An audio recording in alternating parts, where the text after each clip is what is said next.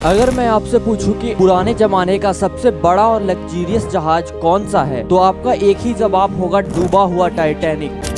Titanic left port in Southampton, England. Among her passengers were many of the wealthy and influential. The band played the gayest tunes and American ragtime dances. The time was 11:40. The iceberg grazed the right side of the ship.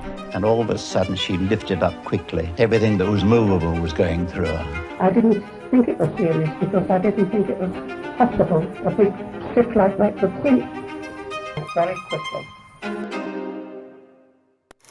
बात है 10 अप्रैल 1912 की, जिसमें उस जमाने का सबसे बड़ा और लग्जूरियस जहाज अपने पहले सफर में रवाना होता है और उस जहाज का नाम है RMS टाइटैनिक।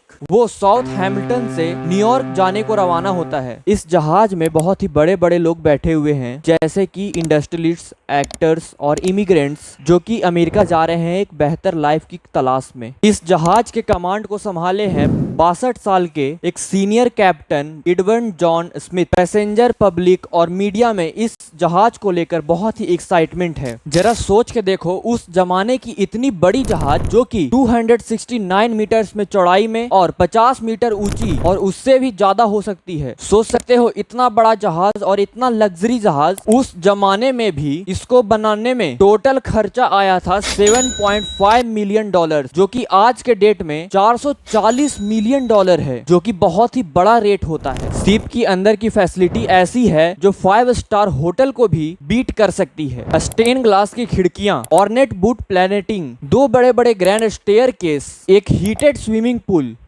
एक टर्किश बाथ, एक इलेक्ट्रिक बाथ, एक जिम और एक squad court, 4 restaurant, 2 barber shop और एक लाइब्रेरी भी थी। और तो और जिस तरह के सेफ्टी फीचर का इस्तेमाल किया गया है टाइटैनिक को बनाने में, इस जहाज को कहा जाता था अनसिंकेबल, यानी कि एक ऐसी जहाज जो कभी डूब ही नहीं सकती है। व्हाइट स्टार लाइन इस कंपनी का नाम था जो कि इस शिप को बनाई थी। इस कंपनी के वाइस प्रेसिडेंट को इस बात का इतना कॉन्फिडेंस था कि वो पब्लिक के सामने ओपनली बोल दिए थे कि दिस शिप इज अनसिंकेबल, यानी कि ये शिप कभी डूब ही नहीं सकती। पर अपने पहले सफर में रवाना होने के 2 दिन बाद टाइटैनिक को अपनी पहली आइस वार्निंग मिलनी चालू हो जाती है, यानी कि जिस अटलांटिक ओशियन को क्रॉस करके वो अमेरिका जा रही थी, उसके बीच में थी बहुत ही बड़े बड़े आइसबर्ग्स, यानी कि ग्लेशियर्स। ये वार्निंग कोई अनयूजुअल चीज नहीं है समुद्र में रहने वाले शिप्स के लिए, क्योंकि आसपास की कई शिप्स जो कि समुद्र में रहती है, वो सब अपने नजदीकी शिप्स को रेडियो सिग्नल के द्वारा एक दूसरे को बताते रहती है कि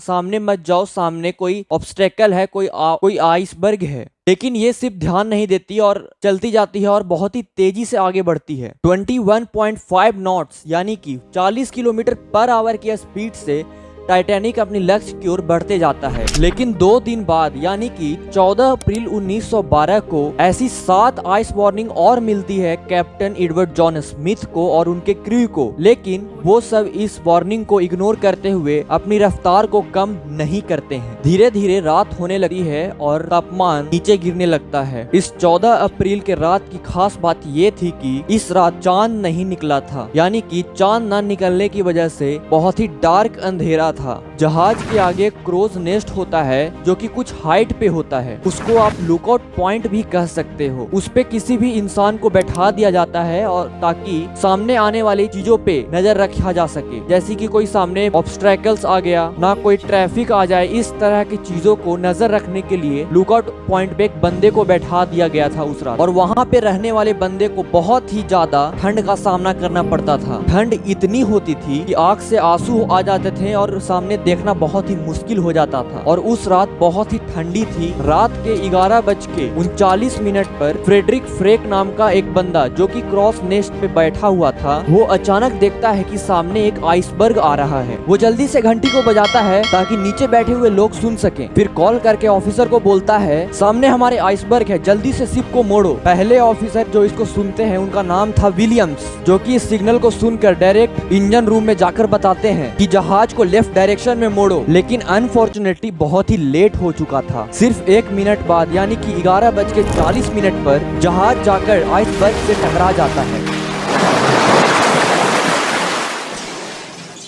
ये आइसबर्ग भी कोई छोटा मोटा आइसबर्ग नहीं था, ये 200 बाई 400 फीट का, मतलब कि एक फुटबॉल फील्ड जितना बड़ा, जो कि क्रॉस नेस्ट के बराबर आ रहा था। साइंटिस्ट का एस्टिमेट था कि ये आइसबर्ग 1.5 मिलियन टन का था। आइसबर्ग का टकराव टाइटैनिक के साथ टाइटैनिक के फ्रंट राइट साइड में हुआ था। स्पेशली कहा जाए तो बो के पास हुआ था। अब ये बो कौन सा हिस्सा होता है जहाज का, आप इस पिक्चर में देख सकते हो। ये जो सामने वाला जो हिस्सा है इसी को कहा जाता है बो। बो के ऊपर जो एरिया होता है उसको स्टर्न कहते हैं और बो के नीचे वाले हिस्से को नील कहते हैं। करीबन 10 सेकंड तक जहाज इस आइसबर्ग से घिसटता चला गया और एक बहुत ही बड़ा डेंट पड़ गया। इसकी वजह से शिप की मेन बॉडी में कुछ छोटे छोटे होल्स हो गए और शिप धीरे धीरे पानी में डूबने लगा। लेकिन आप सोच रहे होंगे कि एक आइसबर्ग के टकराने से इतने बड़े शिप में होल कैसे हो सकता है, लेकिन मैं उस फ्रिज में रखे हुए बर्फ की बात नहीं कर रहा हूँ। ये बहुत ही बड़े बड़े आइस के चट्टाने होते हैं जो कि स्टील और आयरन बहुत सारी चीजों को, इस तरह की चीजों को काट सकते हैं। कॉलिजन के कुछ समय बाद कैप्टन जॉन स्मिथ और थॉमस एंड्रयू ये देखने के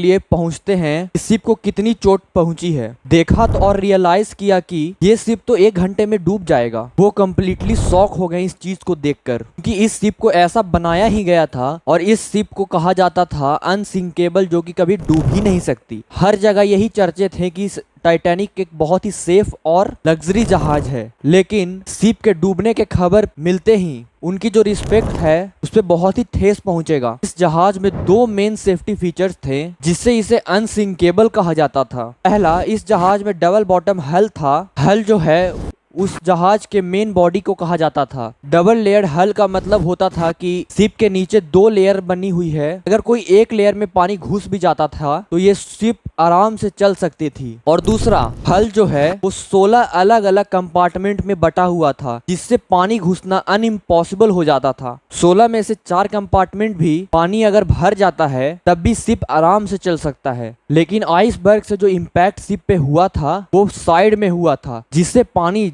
धीरे धीरे धीरे धीरे 16 कंपार्टमेंट में भरने लगा। अगर 16 में से 4 कंपार्टमेंट अगर भर भी जाता तो शिप को कोई फर्क नहीं पड़ता, लेकिन पानी 6 कंपार्टमेंट तक पहुंच गया, जिसका मतलब है अब ये जहाज डूब जाएगा। कॉलिजन के 20 मिनट बाद यानी कि 12 बजे कैप्टन जॉन स्मिथ अपने क्रू के एक मेंबर को कहते हैं कि रेडियो सिग्नल द्वारा आसपास के कोई भी शिप से कनेक्ट करने की कोशिश करो और उनसे हेल्प मांगने की कोशिश करो। जैक फिलिप्स नाम का एक बंदा, जो कि हमारे कहानी का हीरो निकल है, लगातार एक के बाद एक वो डिस्ट्रेस सिग्नल पास वाले कोई शिप को भेजने चालू कर देते हैं, लेकिन कोई रिस्पांस नहीं आता। वो और भी भेजने चालू कर देते हैं और भेजते हैं सिग्नल। कोई तो जवाब आएगा, कोई तो शिप हमारे आसपास होगा। 20 मिनट बाद ये सिग्नल जाके रिसीव होता है पास के एक शिप को, जिसका नाम है RMS कारपैथिया, जो कि टाइटैनिक से बहुत ही नजदीक में था। रेडियो पे टाइटैनिक के क्रू के मेंबर से बात करता है और टाइटैनिक की तरफ बढ़ने लगता है। लेकिन प्रॉब्लम बस इतनी थी कि ये जहाज पास था, लेकिन फिर भी 107 किलोमीटर के दूरी पे था। अगर ये जहाज अपने टॉप स्पीड पे भी चल के आए तो भी इसको टाइटैनिक तक पहुंचने में 3.5 आवर्स का समय लग जाएगा, जितने में टाइटैनिक का काम तमाम हो जाएगा। बाकी के क्रू मेंबर्स आसमान में रॉकेट जलाते हैं इस उम्मीद में ताकि कोई उसे बचा ले, लेकिन आसपास कोई भी जहाज नहीं होता है। इसी बीच कैप्टन ये ऑर्डर दे देते हैं कि पैसेंजर को लाइफ बोट में बैठाया जाए ताकि कुछ लोगों की तो जान बच जाए। प्रोटोकॉल के अनुसार बच्चों और महिलाओं को पहली प्रायोरिटी मिलेगी लाइफ बोट में बैठने के। अगर जहाज में बैठे पैसेंजर की बात किया जाए तो उनको कुछ डर ही नहीं लग रहा था। उनको लगता था कि हम ऐसे एक जहाज में बैठे हुए हैं जो कभी डूब ही नहीं सकती। वो सोचते थे कि बार बार जो एड्स दिखाए जा रहे थे पैम्पलेट्स में और न्यूज़पेपर्स में कि ये जहाज तो कभी डूब ही नहीं सकती, वो पूरे की पूरी चिंता मुक्त थी। लेकिन धीरे धीरे कमरों में भी पानी भरने लगा। जहाँ पे पैसेंजर्स आराम कर रहे थे, जहाँ पे ठहरे हुए थे, वहाँ पे धीरे धीरे पानी भरने लगा, जिससे धीरे धीरे उन्हें यकीन भी होने लगा कि अब ये जहाज डूब सकती है। पूरी जहाज पे भगदड़ मच गई और सब धक्का मुक्की करने लगे लाइफ बोट पे बैठने के लिए। रात के 1 बजे तक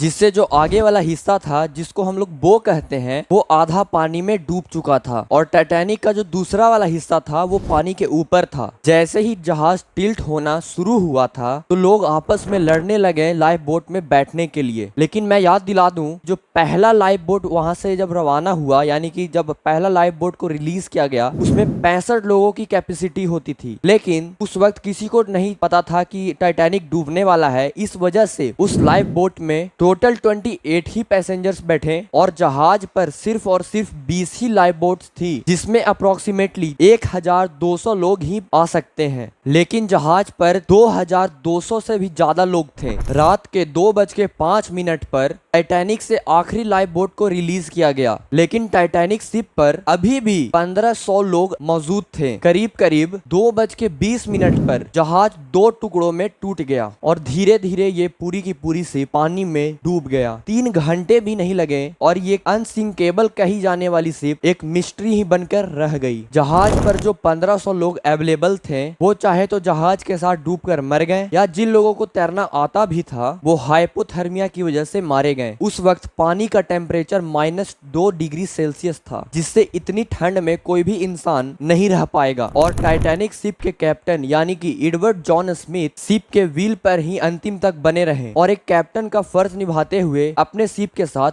डूब गए। तो यही थी टाइटैनिक शिप की सारी मिस्ट्री। आशा करता हूँ आपको मेरा वीडियो अच्छा लगा हो। धन्यवाद।